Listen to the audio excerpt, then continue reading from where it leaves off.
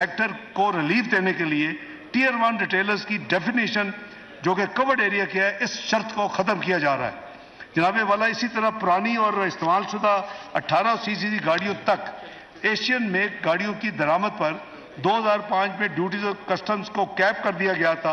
अब 1300 सीसी से ऊपर की गाड़ियों के ड्यूटी और टैक्सेस की कैपिंग को ख़त्म किया जा रहा है। इसी तरह ग्लास मैन्युफैक्चरर्स एसोसिएशन की डिमांड पर लोकलाइज ग्लास को प्रोटेक्शन देने के लिए इंडस्ट्री को ऐसे ग्लास की मुख्तलिफ अकसाम की दरामद पर 15% से लेकर 30% रेगुलेटेड ड्यूटी आयद की जा रही है, ताकि लोकल इंडस्ट्री को प्रोटेक्शन मिले और चलती रहे। इसी तरह इस्लामाबाद के वफाकी इलाके में जो डिजिटल पेमेंट्स के हौसला अफजाई करने के लिए जो लोग रेस्टोरेंट्स में जाते हैं और 15% उस पर टैक्स होता है, अगर वो अपनी पेमेंट जो है क्रेडिट कार्ड के जरिए करेंगे तो 15% के बजाय उस टैक्स को 5% किया जा रहा है। लेकिन सिर्फ उन लोगों को जो क्रेडिट कार्ड के जरिए पेमेंट करेंगे, जो कैश करेंगे, वो रेट वही होगा।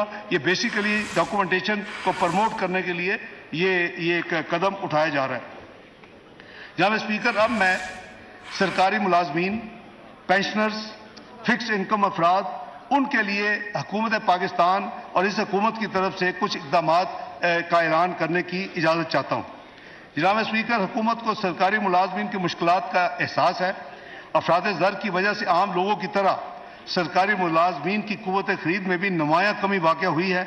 यही वजह है कि शदीद माली मसाइल और वसाइल की कमी के बावजूद सरकारी मुलाजमीन के लिए हम हुकूमत पाकिस्तान